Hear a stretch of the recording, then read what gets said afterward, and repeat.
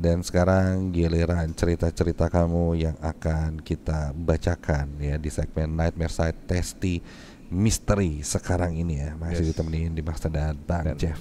Oke, kita masuk ke cerita atau sharing yang pertama. Wah, ini langsung merinding gini nih. deg-degan nih, Belum. dengar ceritanya. Tenang. Ini pesan yang sudah masuk ya di tim Nightmare Side yang akan kita bacakan Yes. malam ini. Nah, ini dia nih. Ya, Assalamualaikum Adimas, Kang Jeff. Waalaikumsalam. Saya Akmal dari Cibiru. Ini punya pengalaman seram pas masih duduk di kelas 3 SD. Jadi waktu itu pas waktu maghrib, saya dan teman-teman saya mau pergi ke warung beli jajanan setelah sholat maghrib sebelum mengaji. Tapi ketika mau ke warung, baru keluar gerbang, tiba-tiba saya lihat sosok putih-putih di sisi lapangan sepak bola. Padahal pas sorenya tuh nggak ada. Kalau itu karung, mungkin ada dari sore hari.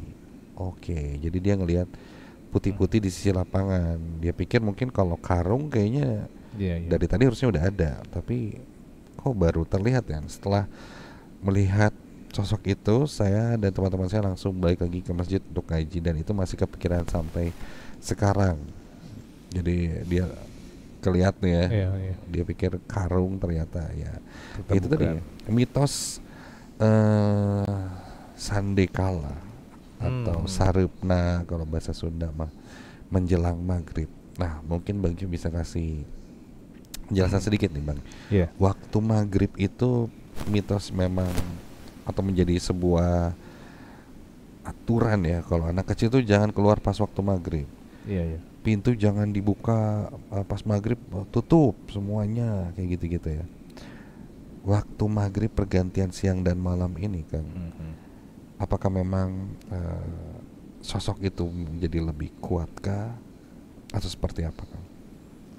Iya, ini memang dari mitos maupun cerita dari orang-orang tua dulu, maupun dari beberapa informasi yang kita dapat dari alim ulama maupun dari hadis yang mengatakan bahwa ketika peralihan hari dari terang ke gelap, gitu Ya. ya, Siang khususnya di malam. maghrib, mungkin pas azan berkumandang, itu semua setan itu mencari tempat masuk berlindung kan.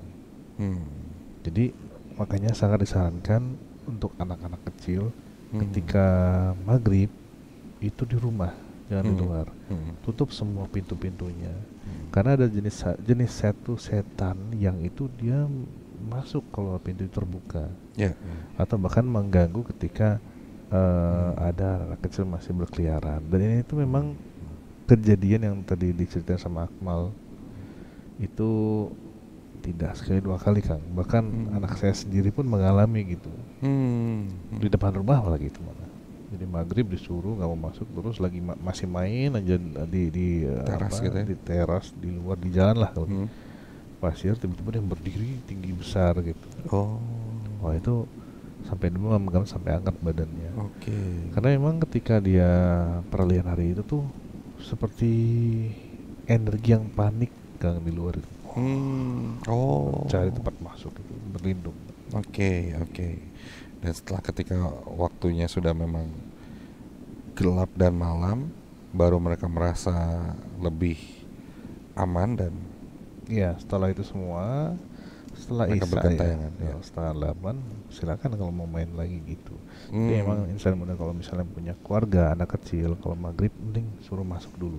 Iya. Iya, Rentang saya waktu dapatnya itu ya. banyak kejadian. Nah, yang Akmal alami sampai keinget sampai dewasa ya berarti Ya, ya? dewasa dari Sampai SD gede. kejadiannya. Ya berarti itu sesuatu yang memang benar, apa yang dilihat adalah hantu atau jin Kang. Jadi bukan karung, bukan karung ya. Iya. Oke, ya lebih seperti itu ya insan muda ya. Sandekala menjelang maghrib itu, wah udah deh. Itu mitos yang memang sudah dari turun temurun ya. Iya. Lebih baik jangan sampai tidak dijalanin ya, karena cukup bahaya. Oke, lanjut. Itu kaki siapa? Wah, Serius ya? kaki. Ada yang berdiri di belakang kamera TV. Iya, Ada orang nggak? gak ada, kosong. Mungkin anak kecil. anak kecil yang wajahnya tidak anak kecil. Jadi saya udah di depan kamera TV ini, di belakang kamera TV kita ini operator ini ada Ya. satu kaki anak kecil, kayaknya kaki perempuan deh kelihatannya. Saya hanya ngeliat kakinya aja dari dengkul sampai ke betis dan agak warna apa? Merah gitu, kusam ya. Oke, tapi kita lanjut dulu ya. Oke, selamat malam. Selamat malam Kak Dimas dan Bang Jeff. Ya, Saya malam. Astri dari Gerlong. Mau cerita, malam tadi sekitar jam 11-an saya masih goreng donat. Tepatan suami saya pulang kerja, tiba-tiba teriak-teriak di depan rumah, katanya lihat banaspati. Oke. Wah, ngeri ya. Mau dikejar, pas saya keluar udah nggak ada tuh. Itu tuh 2 hari yang lalu. Saya sebelumnya mimpi di atas rumah datangan ya.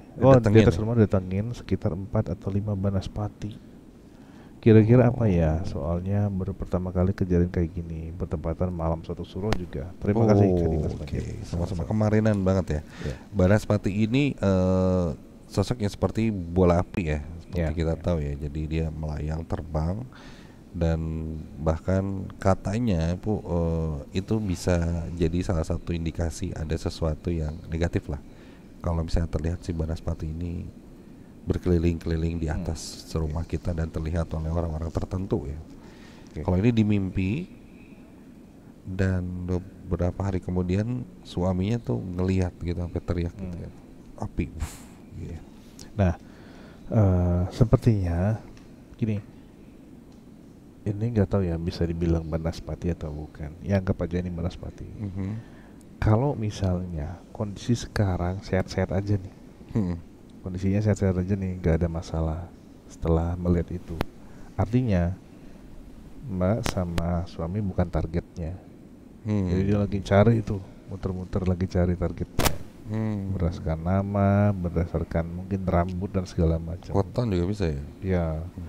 Jadi nggak ketemu. Jadi mungkin saya nggak tahu ini apakah rumah yang sudah lama ditempatin atau baru pindahan yang sebelumnya ada juga yang menempati gitu ya. Nah malam. Oke. Jadi dia akan nyari itu biasanya.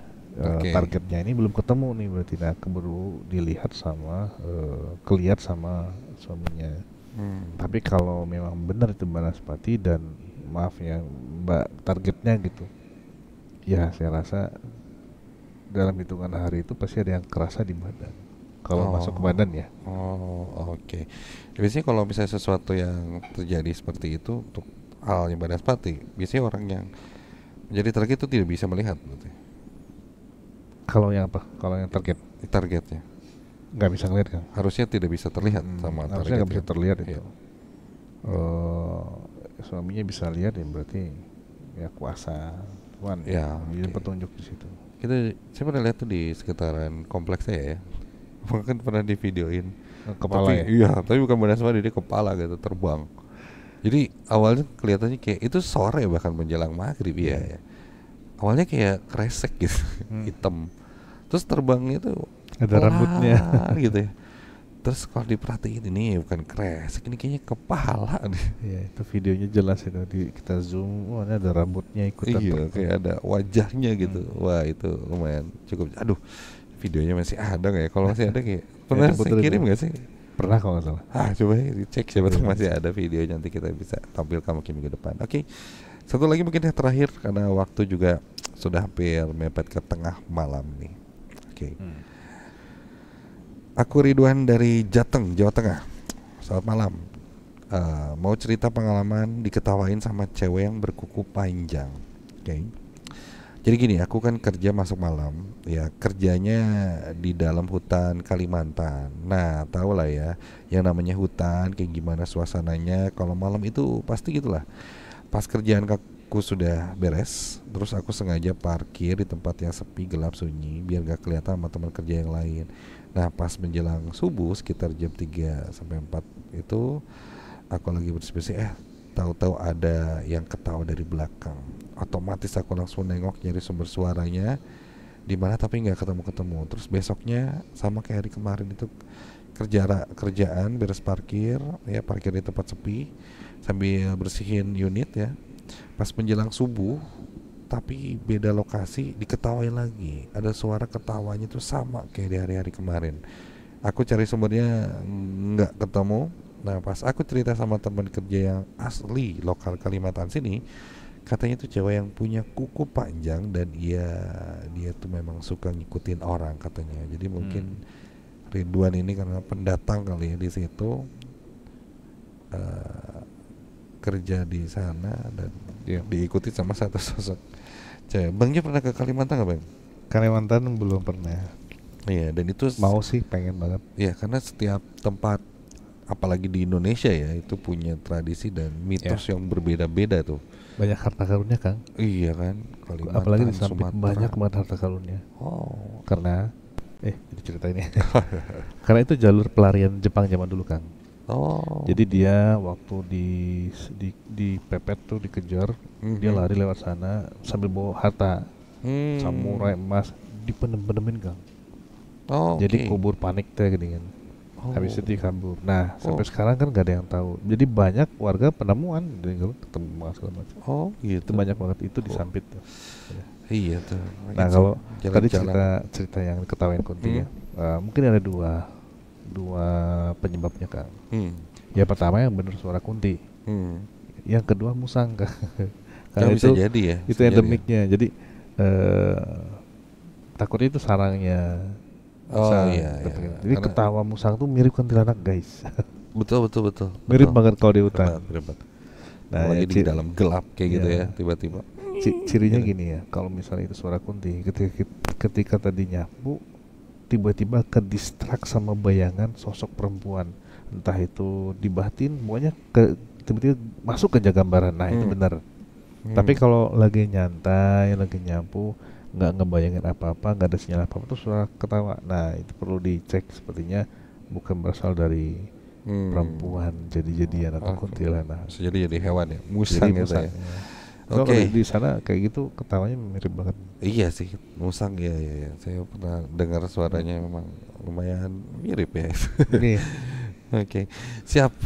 Itu pengalaman-pengalaman yang sudah di-sharing di Natpesa Testi Misteri malam hari ini. Ya pastinya terima kasih banyak untuk kamu yang ingin sharing pengalamannya, boleh kirim ke email kita nms@ardanradio.com. Jangan lupa selalu nonton Nightmare Site ya. Pokoknya kamu follow semua sosial medianya dari Ardan Radio biar tahu update-update seru yang lainnya. Oke. Sekali lagi kirim cerita seram boleh ke email kita nms@ardanradio.com. Tapi untuk kirim paket dan barang via JNE. Kalau gitu terima kasih banyak insan muda. Sampai ketemu lagi. di Master pamit dan Jeffrey pamit. Assalamualaikum warahmatullahi wabarakatuh. Dan selalu ingat, jangan dengerin atau nonton Nightmare Site ini sendirian.